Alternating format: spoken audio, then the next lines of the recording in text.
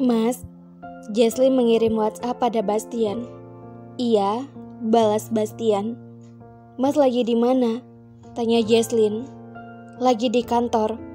Gak usah basa-basi, cepat katakan, pasti ada maunya kan? Balas Bastian. Hehehe, kok Mas tahu aja sih? Saya mau pergi jalan-jalan sama Aldo dan Vita ke mall, boleh nggak? Kan kata Mas wajib laporan dan minta izin dulu sama Mas. Soalnya bosan banget kalau di rumah terus. Tanya Jesslyn. Nggak ada cowok yang ikut kan? Balas Bastian dengan pertanyaan kembali. Ada dong Mas, Aldo kan cowok. Balas Jesslyn dengan emot ngejek. Saya serius, balas Bastian ketus. Sensian amat sih jadi suami. Gak ada Mas, cuman saya, Vita, dan Aldo. Boleh gak nih? Tanya Jesslyn lagi. Iya boleh, jangan lama-lama perginya. Sebelum saya pulang kerja, kamu dan Aldo sudah ada di rumah. Balas Bastian. Siap laksanakan bos. Thank you Mas dudaku sayang, ledek Jesslyn. Saya bukan duda lagi, protes Bastian. Oh iya, saya lupa Mas, ledek Jesslyn.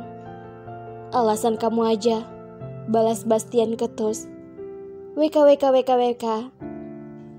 Saya lagi makan siang nih, sebentar lagi mau meeting sama klien penting. Selesai meetingnya jam 16.00 WIB, dan saya pulang kerja jam 18.00 WIB. Enggak nanya tuh, balas Jesslyn. Dasar istri durhaka, balas Bastian kesal. Jesslyn tertawa membaca balasan WhatsApp yang terakhir dari Bastian. Setelah Jesslyn menikah dengan Bastian, setidaknya dia sudah tahu sedikit tentang sifat asli suaminya. Awalnya mereka bertemu, Bastian memang terlihat angkuh, cuek, dingin, dan arogan. Dan satu lagi, sok jual mahal. Tapi ternyata sebenarnya, Bastian tidak sebegitunya. Bahkan Bastian memiliki sifat cerewetnya, posesif, cemburuan terhadap Jesslyn. Jika bersama Aldo, Bastian akan terlihat seperti ibu-ibu saking cerewetnya. Jesslyn, Aldo, dan Vita jalan-jalan ke mall diantar sama supir pribadinya, yaitu Pak Wawan. Suasana hati mereka sangat senang, terlebih Bastian yang sangat pengertian. Setelah mengetahui Jesslyn, Aldo, dan Vita akan pergi bersenang-senang ke mall, detik itu juga Bastian ngetransfer uang sebesar 100 juta. Bastian memang sangat royal, tapi bagi Bastian sendiri itu tidak royal. Karena di dalam benaknya, Bastian sangat paham dengan keinginan perempuan yang suka ngeborong semua barang. Apalagi kalau ngelihat barang-barang branded. Ampun deh, pasti langsung digas aja tanpa memikirkan harganya. Awalnya Jesslyn menolak karena menimbang nominal uang yang ditransfer Bastian sangat besar dan akan ngetransfer lagi uang yang sudah dikirim Bastian itu. Namun Bastian malah mengancam Jesslyn. Akhirnya mau tidak mau Jesslyn harus memakai uang itu. Jesslyn memang terlahir dari keluarga yang berada, namun bukan berarti Jesslyn memiliki sifat yang boros. Ini untuk pertama kalinya Jesslyn mengajak Aldo jalan-jalan. Tentu saja hal itu mengukir senyum indah di wajah Aldo. Sudah 3 jaman lamanya Jesslyn, Aldo, dan Vita mengelilingi mall. Bahan mereka juga sudah banyak. Kalau Vita membeli khusus keperluannya, sedangkan Jesslyn malah banyak ngeborong keperluan Aldo dibandingkan kebutuhan dirinya sendiri.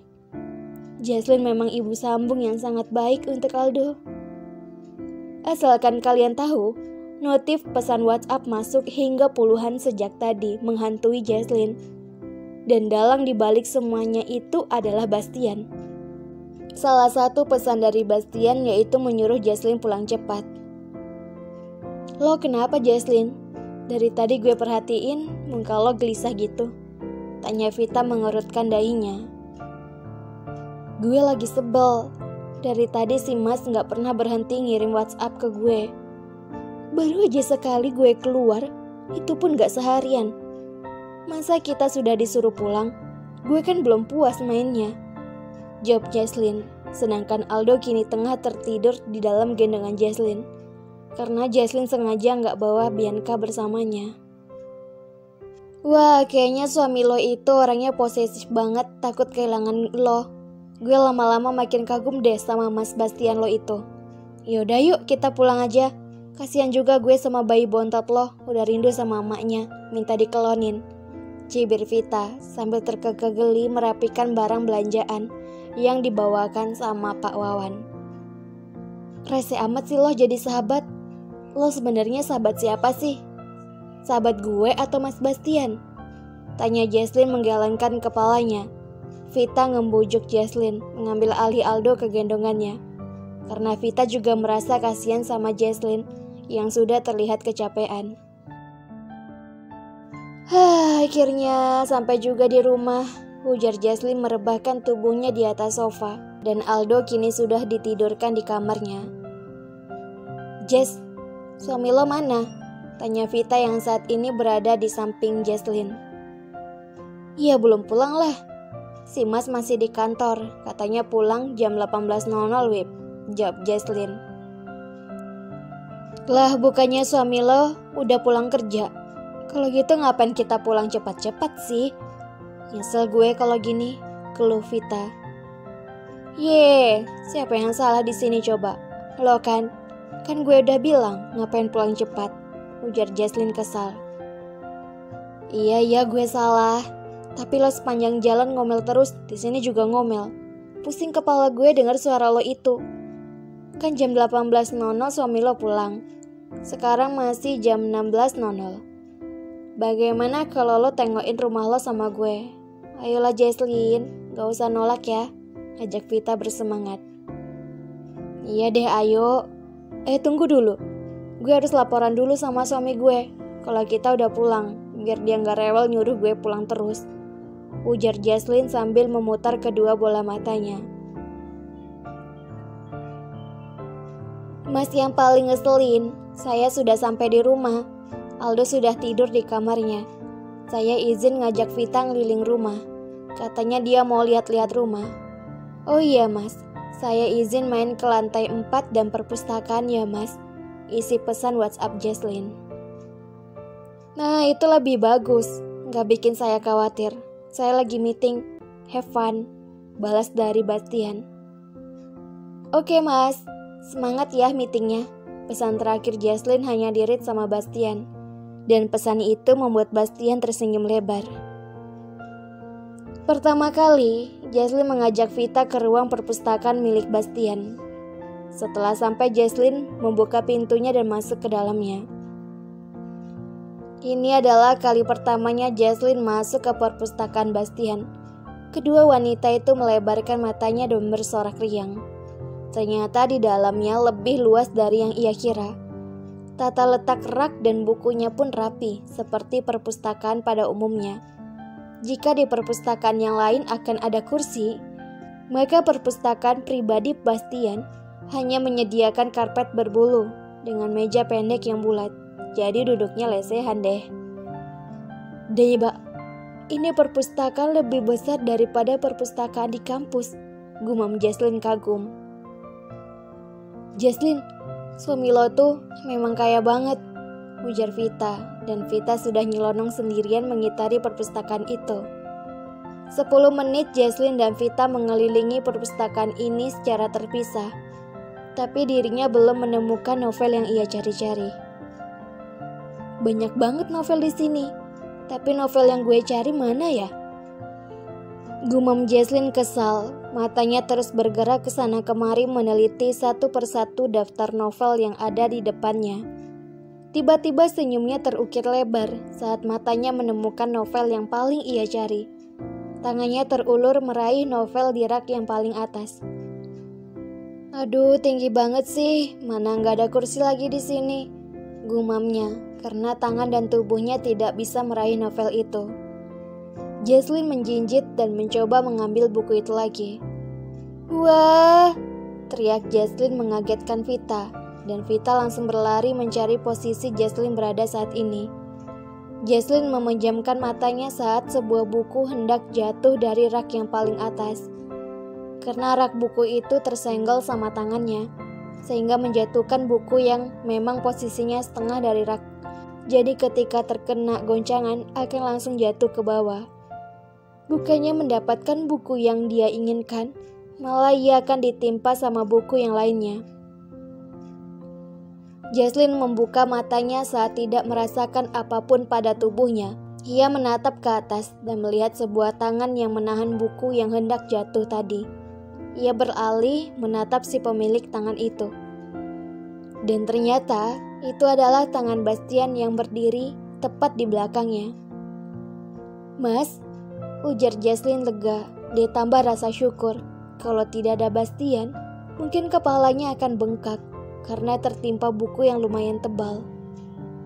"Hati-hati dong, untung saja ada saya," ujar Bastian, memberikan buku yang jatuh tadi ke arah Jesslyn.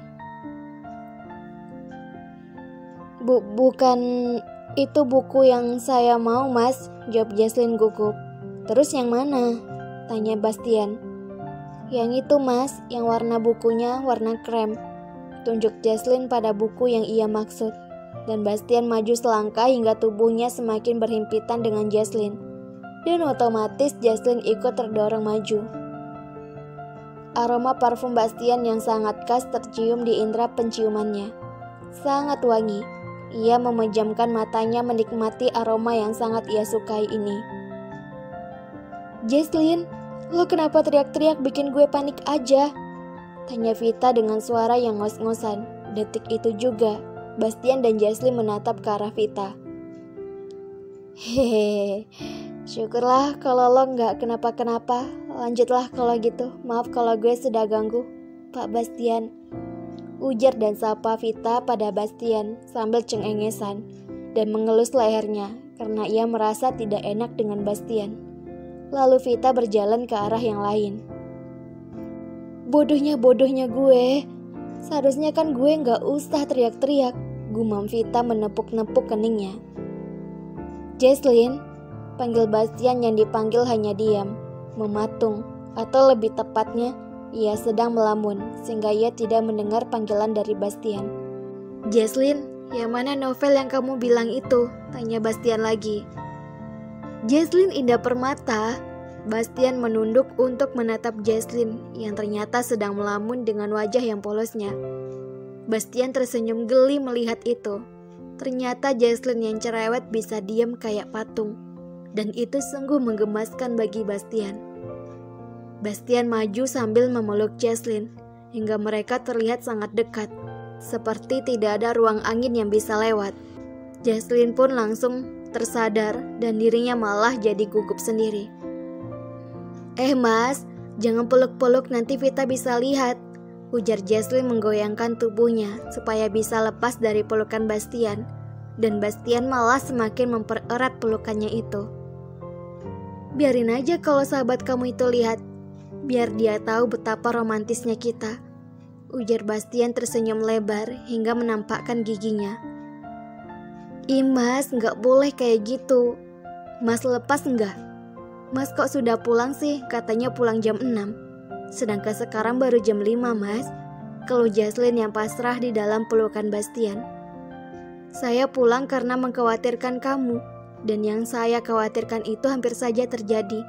Buku itu akan menyentuh tubuh kamu yang cebol ini. Untung saja ada saya, aman deh," jawab Bastian.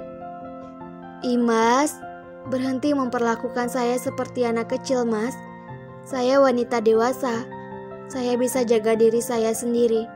Kalaupun kepala saya kena buku itu, palingan bengkak sedikit, jelas Jesslyn.